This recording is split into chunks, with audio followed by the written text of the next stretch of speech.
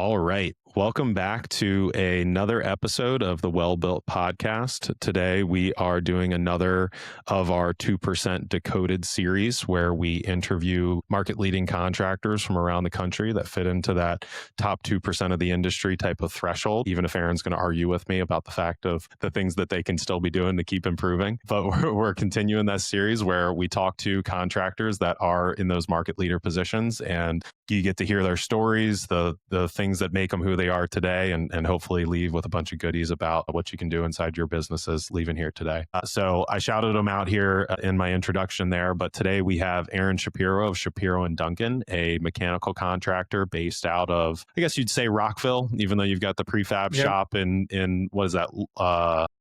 Landover, Maryland. Landover, just outside the DC Metro. border. DC Metro, cool. So mechanical contractor in the DC Metro area, doing work in DC, Northern Virginia, Maryland. Great company. I've been fortunate to get to know Aaron probably over the last maybe 2.5 years now of working together.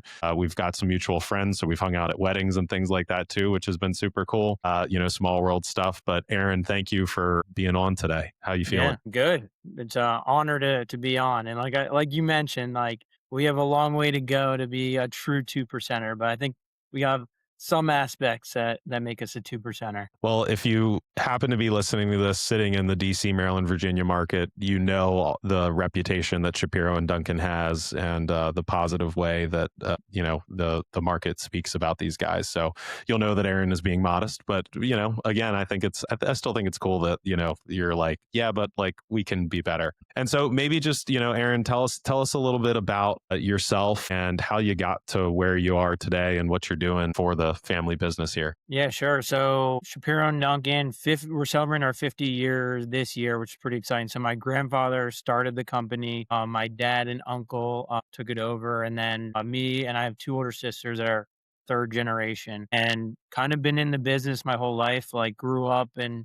in high school was, working in the office, filing papers, which I don't think exists anymore. Yeah. My dad and uncle, when I got high school, college age, they had me in the field. They tried to find the most difficult thing to do. And we had a contract replacing all of the grease interceptors and trash rooms and kitchens in Montgomery County. And they're like, this will get you to want to get through school. And it kind of backfired because I loved it. I, just loved being out there with the guys, getting my hands dirty, and made me realize how awesome construction is. And from there, I got an engineering degree, kind of worked my way different departments in the business. So I did project management, worked for a service side, did estimating, and kind of found my landing spot in business development. Awesome. And I never knew the story about high school, so I always love that. It's fun. Doing these is always fun because I feel like I learn things about people that I talk to all the time, but haven't gotten to ask some of these questions. I want to ask more about you, but real quick, can you do the high level overview of where the name Shapiro and Duncan comes from? I feel like we should have that on record too. Yeah, I mean, that's top secret, but I'll throw you that one. So Shapiro is a family name, and Duncan, we're actually on Duncan the Third is a lab. So Duncan is a dog. My great grandfather actually had a plumbing company in DC called Shapiro Plumbing. And when my grandfather started his own commercial HVAC and plumbing company, he wanted to differentiate it. So it was a completely made up name, Duncan. And for Father's Day one year, we got my dad the first Duncan. We said, you need a Duncan. So ever since, it's been a dog. I love it. And actually, I would have gotten it wrong because I always say that Duncan is the dog's name, but it actually was a completely made up name that then became a dog's name. Yes. Yeah. Well, thanks for sharing the top secret thing there. I didn't know it was quite top secret, but I always love that bit of trivia. We have fun with it. Yeah.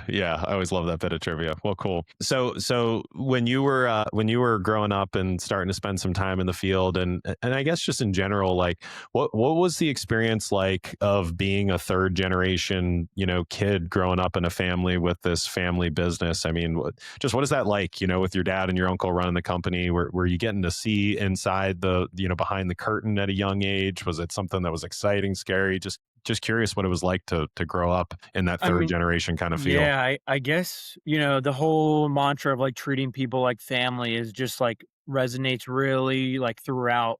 I have a lot of cousins and aunts and uncles that have just worked for this company longer than I've been alive. So, even as a kid, like running in and like going to, at the time strangers' offices that like then you like learn to be, long-term employees, and it just makes you appreciate the people a lot.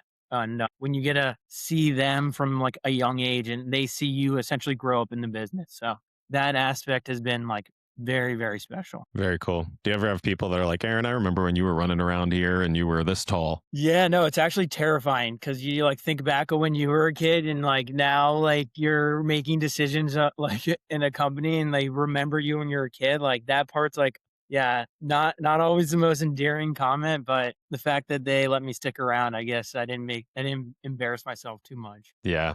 Yeah. No, you're doing great, man. You're doing great. And that's again from everybody I talked to on the team and in the market. Yeah, you're doing great. And so you worked in the field and then you worked in a bunch of different areas, project management, some estimating. What do you love about business development? How have you ended up settling into that role? Why there? Why does that fit so well? And what do you love about it? Yeah, I guess it's really just the people aspect of it. I guess same reason why, I love growing up in the business, but it's being able to just connect with different people and like be a solution to them and like, have them come to you with problems and being able to like have a solution and be able to help them out essentially. Cool. So you're saying applying that even to the getting of the work, just thinking of it like it's a solution. Is that Yeah, no, definitely. That's probably the biggest thing of like you're not always the right fit. So like sometimes the solution is not us. And like that is a good solution too. So it's not always I mean getting work is fun, don't get me wrong, but that's not always the goal. yeah. In some ways, you're sort of the protector of the realm because if you go and get a bunch of stuff that's not a good fit, you're going to have a bunch of people that are mad at you. Yeah, no doubt. That's I always think of like estimating and BD, and I can't remember if I've ever said this on one of the podcasts before, but we've probably talked about it. I genuinely think of estimating BD and sales in a construction company like being a general manager for an NFL football team, because the general manager is responsible for the players that they bring on to the team, whether that's through the draft or free agency. And as we all know, the players that you end up going to get end up basically determining the culture, the attitude, the skill sets, the systems that you run as a team. And it may seem dramatic, but what estimating and BD and sales go and get and bring back to the company has an impact on every single person in the company. It has an impact on the project managers and if they like working with that client that you went and chased down. It has an impact on the field if they're good at building that stuff that you just went and chased. And so you got to be careful not to bring back a bunch of stuff that is not a good fit, because it could end up having that negative impact on everybody else. No doubt. And like, yeah, construction is the ultimate team sport. So it relates very well to like any sports analogy, which I love to do. And like the team aspect of it, like when you go and when you get a job, like you're going to battle with that GC, not against them, with them. Same with all of your vendors and subs. Like that's all part of one team. So if you don't mix well with that, like it's not going to end well. How do you communicate that during, whether it's BD or during a project? How do you communicate that to the I guess to the client and internally? Like like how do you make sure that mindset spreads? Yeah, I mean, it's unfortunately I've learned from having bad team members or bad clients of like, hey, this we cannot work for this individual or this company again because it was just a toxic work environment or like it just wasn't a good fit for us. So the unfortunately the best way to learn is through your mistakes. Mm, But knowing that, like, going forward of, like I mean, we see it with, clients asking for specific team members, "Hey, we want these people on this project." Like, we we're empowered to do the same thing, like, "Hey, we want this team for the mm, general contractor too and the subs." I always sometimes it's funny when they ask for a specific team member and you're like, "That's" "that's not our best." Like, we were gonna give you someone else that we think's way better. You love them. Like, if you just wait till you get this guy. Like, so it's funny when, especially it's a relatively new customer or client, like they like maybe a B or C player just because they're not used to working with you. So it's that's always a win when they like request someone that isn't in the highest demand. But it's great because I think in addition to being, construction being a team sport, you also just nailed it that construction is so much about experience. And shout out Tom Quinlan, founder of South Coast Improvement Company, because he said this to me one time and it's stuck with me since. He's like, the specs and the drawings establish a minimum level of quality that every contractor has to meet. Yeah, I get it that some of them don't actually meet that level of quality, but all of us, like, we have a standard that we have to meet. So when you go in and you say that, like, yeah, we build super high quality, like, bullshit, you Yeah. build to the same level, at least close level of quality as everybody else. So how can you actually differentiate yourself? It's experience. And I just thought that was such an interesting, important way to put it. And to your point, sometimes the best project manager doesn't give the best experience. Sometimes an average project manager gives an amazing experience. And obviously Right. the goal is to find that sweet spot of doing both, right? But there is more to this game than just being good at making sure materials are on site when you said they would be. How are you making people feel as you are doing that is equally, if not more important at the end of the day. So a little bit of a tangent, but couldn't help No, myself no. here. I mean, the coin, our like logo, our motto, like our people Mm, perform. It's not we do the best. It's not like it's honestly like we have over a long period of time met expectations. And in construction, that's not the easiest thing to do.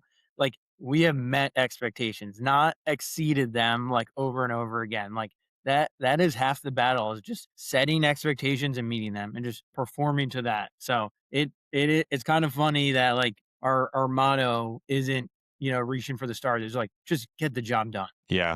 Yeah. Well, and I always like any of those things that are just simple because I still think you're selling your guys' selves short because I know you exceed expectations from the way that other people talk about you. But still, I get your point, which is that like it really has become a standard for subcontractors that they're just going to underperform pretty regularly, and when they perform, nice, they performed. And so unfortunately, it's probably not the best for the industry, but it is good for good subs. That the threshold for being good is very, very low. Yeah, Very, very low. true. And then if you go and you're great, it's like it's a total game changer. And so pulling us back a little bit, but I still think it's in the realm of experience and client relationship and all that kind of stuff. But I am curious, pulling us back a little bit towards the BD and sales side. You mentioned the idea of not being a good fit, saying no to the wrong people, learning from when you do work with somebody that isn't a good fit, that like, okay, we're not going to work with them again. Was there ever a time, because we've talked about this so many times in our, conversations that we have together regularly, but I know how many people are listening to this that saying no, we're not a good fit or turning down a client is a really scary idea. And I'm just wondering, maybe you learned it right away from your dad and your uncle. So maybe you didn't have this experience. So you don't have to make one up. But did you ever have a time where you thought that, are you sure that we should really be saying no to people? Are you sure that that's the right thing to do? And what changed your mind to really believe in this idea of chasing the right fit clients at the end of the day? Yeah, I mean, honestly, it's a ongoing struggle. Like, especially you get that call and like you like, hey, I want to help this person out. I want to do it, and like that never goes away. Like, especially if you genuinely want to help people, you're like, I want to do this job for them. Like, but what I've learned, it's all about trust, and the one of the strongest ways to build trust is telling someone like, no, I'm not a good fit. Like, it sounds so like counterintuitive, but like I mean, think about it. If you were gonna go, do some work at your house, buy some windows, and you called someone who you really liked, hey, yeah, I have a friend that's in this business, and they told you, hey, like you can for what you're asking for, you can get it, same quality and cheaper going somewhere else. Now, anytime you ask that guy a question, like he's being honest with you, and like that's like the in the BD sales world, that's like an ace in your pocket if like you build that trust. And I mean, you have to be genuine. You're not like saying no just to like get the next one or like, Right. but like saying no is like actually it makes people want you more when you really like are acting. I always say this, and it's true with our employees. Like acting in someone else's best interest in the long period of time is your best interest. Meaning, like Mm, for an employee, like if you are consistently doing what's best for the company, yeah, some days you're going to be working late or working a weekend, like, and it might suck, but over the long period of time, it is what's best for you. Like, hmm. and it's thinking long-sighted and not short-sighted acting in the client's best interest of like, if you were them, would you hire yourself?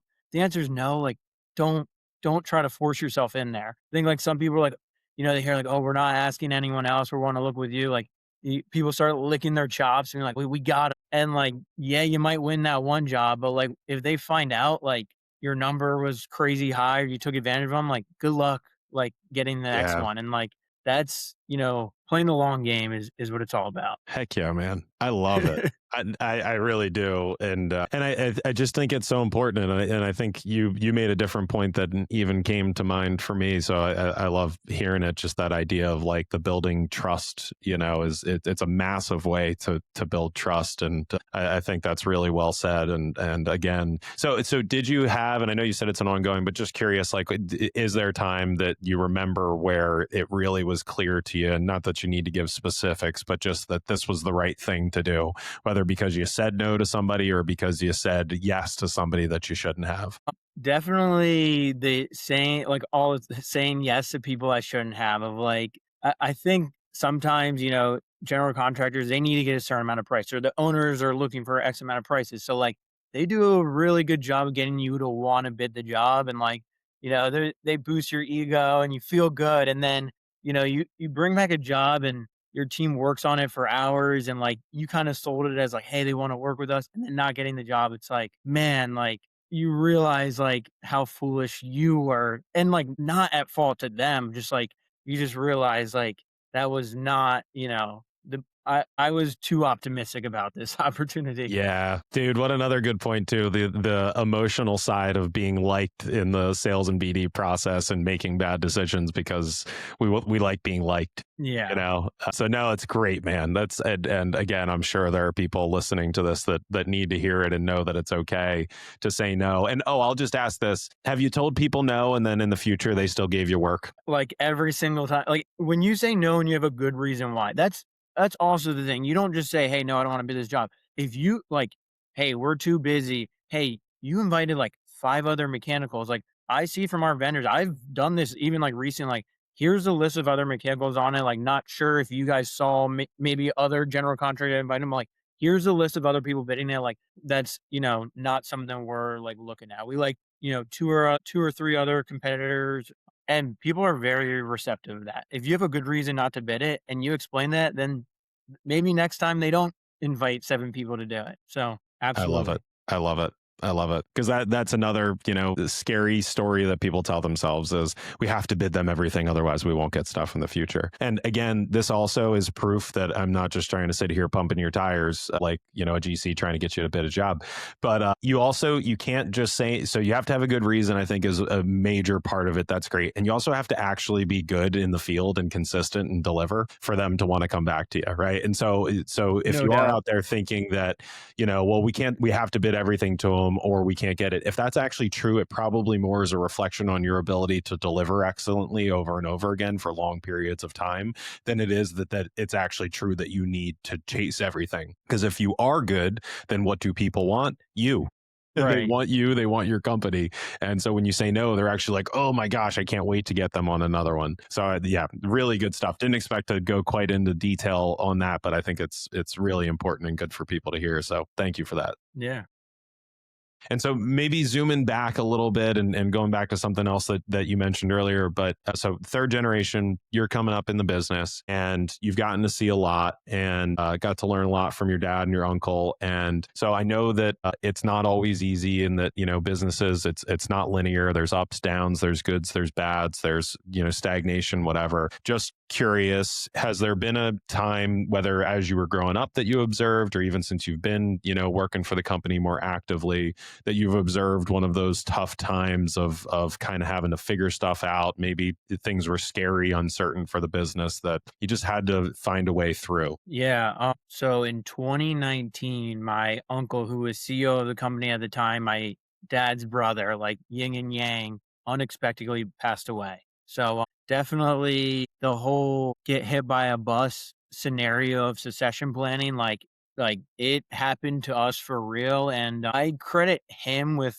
like how good he was at delegating and being the leader. The fact that we were able to get through it was more of how good of a leader he was, but it was definitely like pretty scary and rough times. We had employees, they saw him as the face of the company, CEO, that were asking like, "Are we still a company?" Like they weren't sure where they were going to work the next day because they didn't know what that meant that he like was no longer here. So definitely some things we had to work through there. Yeah.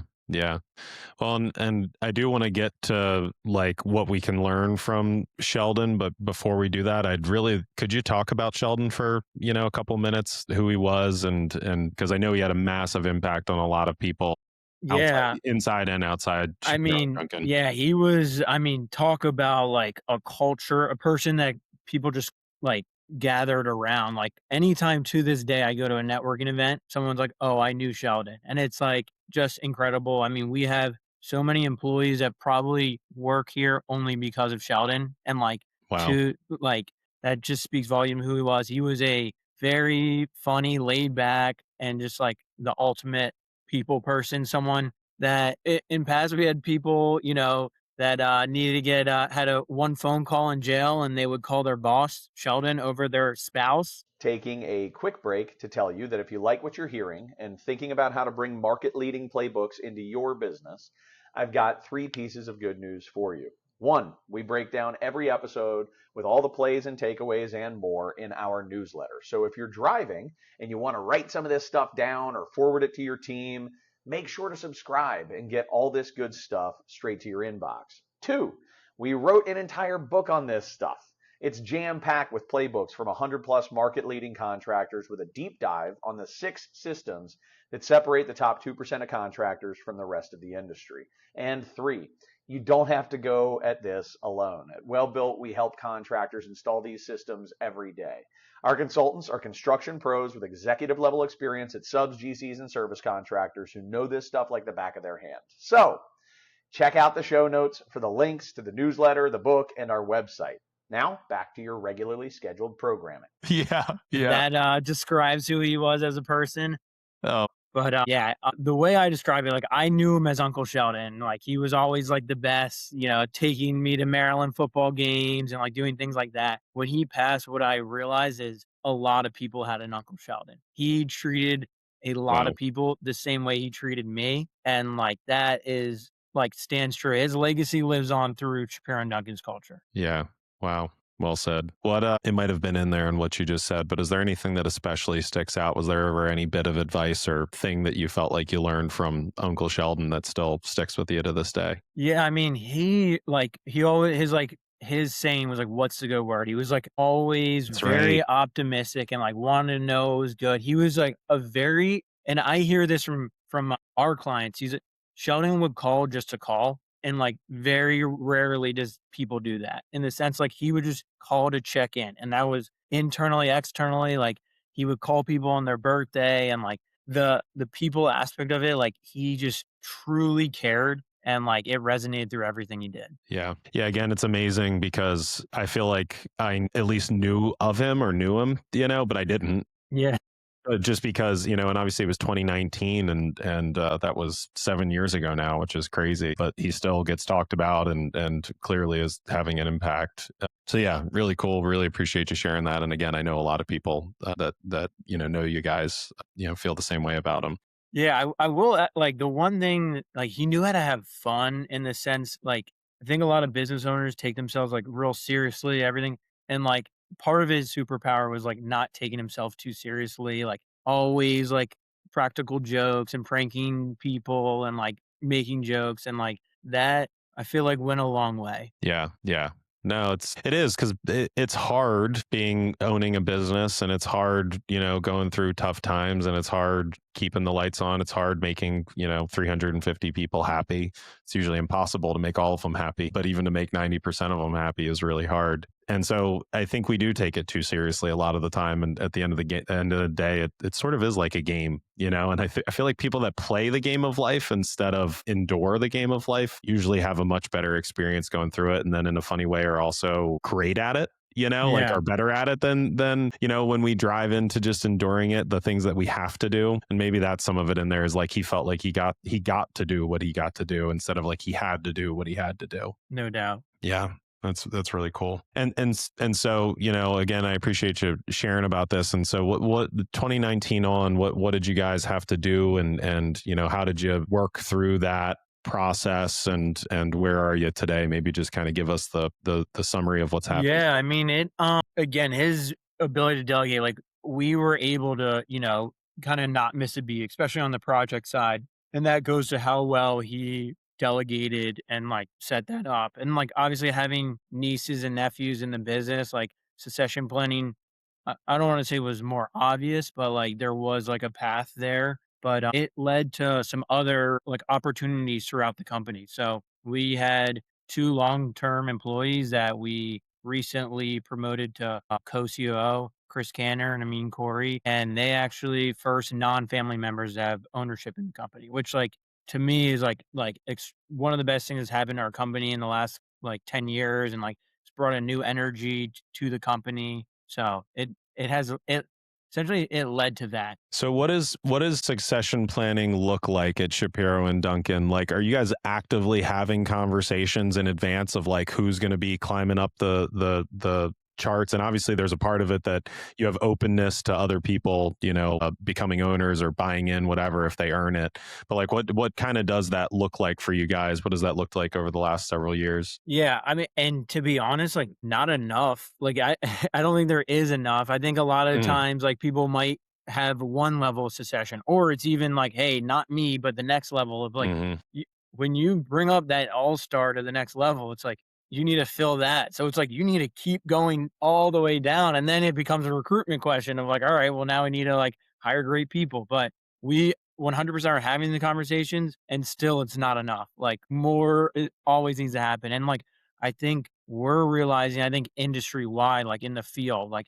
having some rock star foremen that like run a job, and like that gap between the next level of who's going to take it is like a very scary thing. And we're actively working on training and succession planning, but I don't think the limit exists to like the amount of succession planning. Dude, It's definitely not a once a year kind of thing, because yeah. just when you think you have it all set, like there's a wrench in your plan. So Dude, it's awesome. And Chad and I actually just recorded a well built podcast about succession planning. Go back and listen to it. If you're listening to this, you'll probably like it. But one of the things that I think both of us unearthed in there that we've never said out loud is that there's probably a misperception around the term succession planning. And that when you say it, I think most people think of the owner exiting the business. What's right, the owner's succession plan? And that's actually an inaccurate definition. And that succession planning is actually how is each and every level in the company going to raise up to that next level,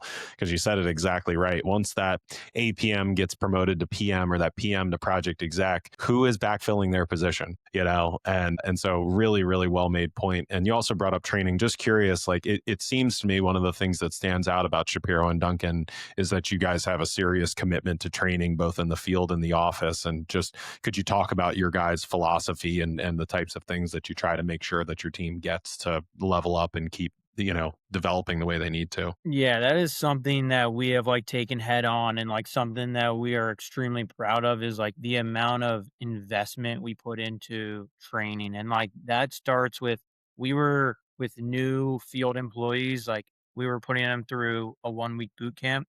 We Mm, quickly realized that that wasn't enough, and we've just rolled out a 6 week boot camp. So we're wow. doing for each new hire, like apprenticeship, we're doing a 6 week. They're not stepping foot on a construction site until they go through this 6 week boot camp. And like that's what it is, an investment, and it's investing in our people. We know like that there will be a return on investment, but it's over $10,000 per employee just for that one 6 week boot camp. And like we have that mindset for everyone in the company, and it doesn't stop with a new hire. It's like everywhere along the company, we need to make sure they have the right training, like to be able to do the next job. And like that's the beauty. One of my favorite things about like this industry is like giving people the opportunity. Like we're growing, this industry is growing. Like being able to like you can go as far as you want. Like, and we're gonna give you the resources, the training, the tools, whatever it is, to get as far as you're willing to go. So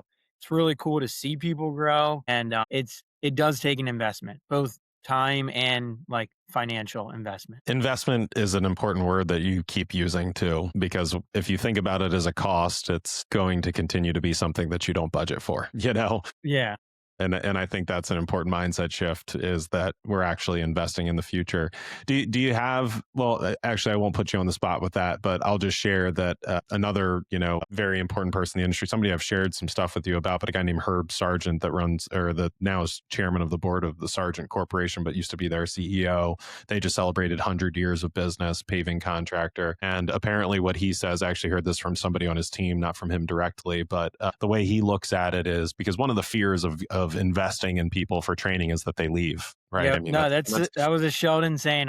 It's probably the same because it's pretty cliche, but like, yeah. What did he what are you say? gonna? Yeah, why invest all this money if they leave? And like Sheldon saying would be, what if you don't train them and they stay? I love that. I love that. I love that. Sheldon, what a legend. I love that. And it was essentially along the same, it's interesting. It's along the same lines. I love that. It's so good. And I'll probably use that as an example in the future too. And apparently what Herb would also say is, at the very least, we're still putting better people into the construction market, and we're making the construction industry better. And I was like, dang, and, I and the like world, that. Yeah. and you and I talk about this stuff all the time, but how fascinating is it that the world is really our perception of the world, and our perception can be cost. Our perception can be it's bullshit if they leave. Our perception equally can be this is an investment. And if we don't invest in them and they stay, what will we do? Or, at the very least, we're making construction a better place. And I don't know, again, you and I have talked about this a lot, but it just seems to me, whether you believe in karma or the universe or whatever, it just sort of seems to me over and over again that if you do good things come back to you. No doubt. And it's fascinating, right? And it's all perception. It really is. So really good stuff, Aaron. So worked through the last 7 years or so, have been continuing to work the succession plan. It seems to me that some of the strategic differentiators for you guys have been your ability to consistently deliver over a long period of time. That's why you're celebrating 50 years.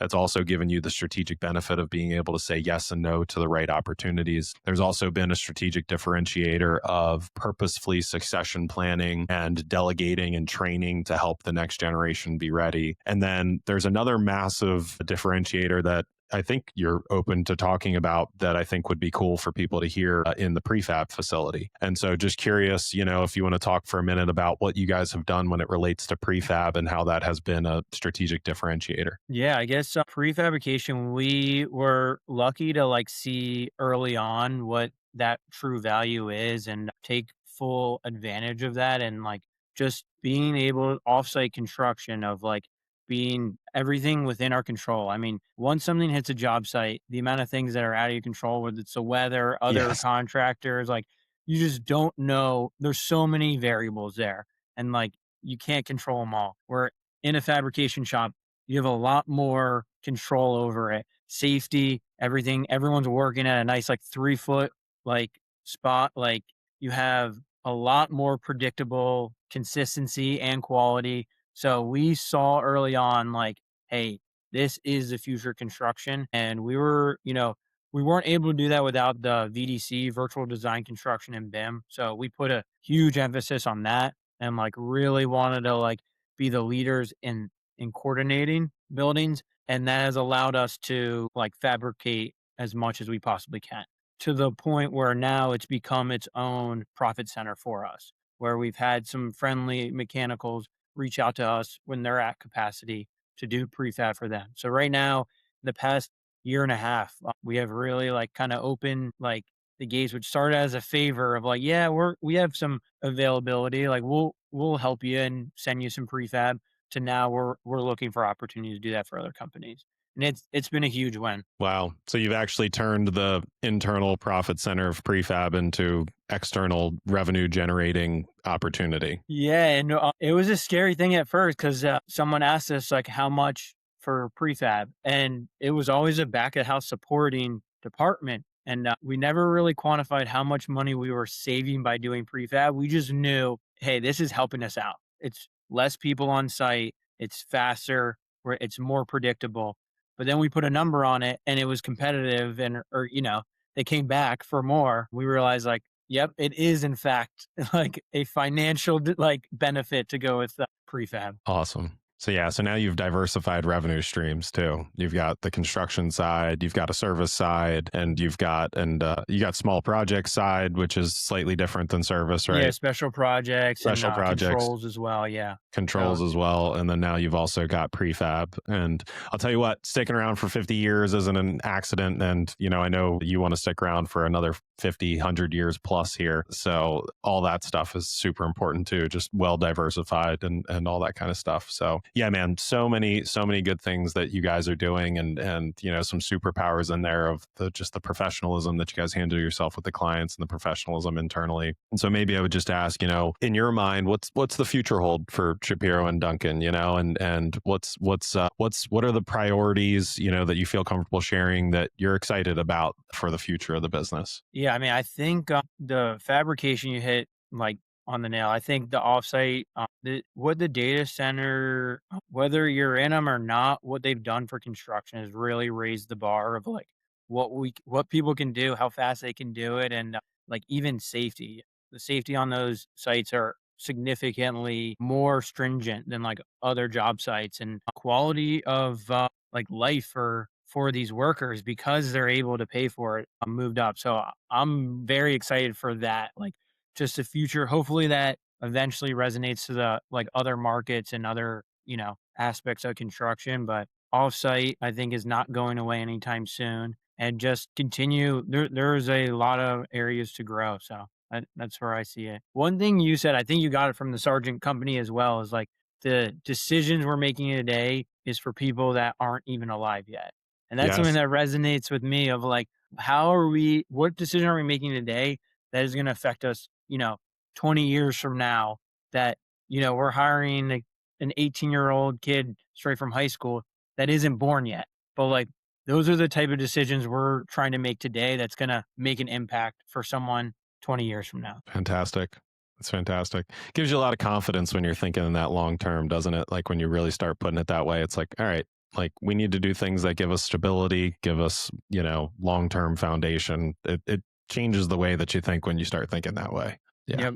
It's No awesome. doubt. It's awesome. Well, Aaron, this has been super fun. Is there anything else just, that you want to share? Think, anything that's important to you, anything, whatever, just anything else on your mind that you want to share before we get you out of Yeah, here? I get putting me on the spot. I guess Yeah. one thing that I like love to say and like kind of my mantra about like communication is always like bad news early is good news.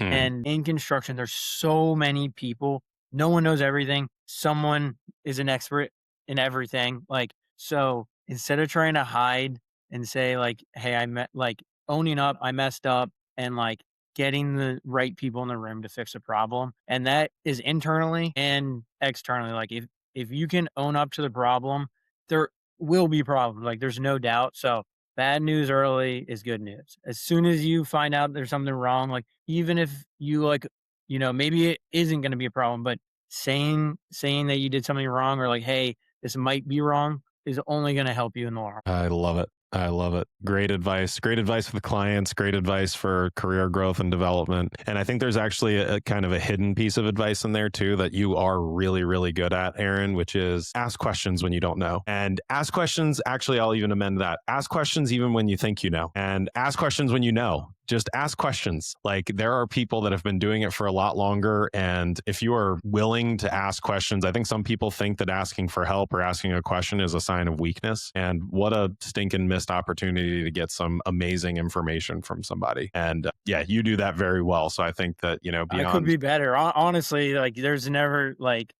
I definitely could ask more. There's a lot of assuming that goes on in this world, and right? I'm just like, let's clarify that by just asking. One little story of like one of the first year that I was at APM, and some days I was telling this to our project exec who'd been with the company for 40 years, and I'm like, some days I feel like I got this, like going Yeah. through the motions, like everything, like I'm good at this, and then like the very next day I get hit with a question from a vendor or like I read some of the specs. I'm like, what like totally rocks my world and like humbles me immediately. I'm telling you this, I'm like to this 40-year vet. And he goes, Aaron, that never changes. Like that Mm, always like to this day that still happens to me. And I was like, a little upset. Like I was hoping he would like hand me that like golden ticket, like, yeah, read Yeah. this book, like this will fix all your problems. But like that is like construction in a nutshell. Is like there's so much to know and things are always changing. Like you're never gonna know it all. Like stop trying to know it all and just like find the solution. Be able to like know who to call. I think that is more great stinking advice, man. Yeah, you're gonna get to wherever you want to go, man. You've got the right mindsets, and again, I know that you'll tell me that you have a lot of areas to improve. Agreed, me too.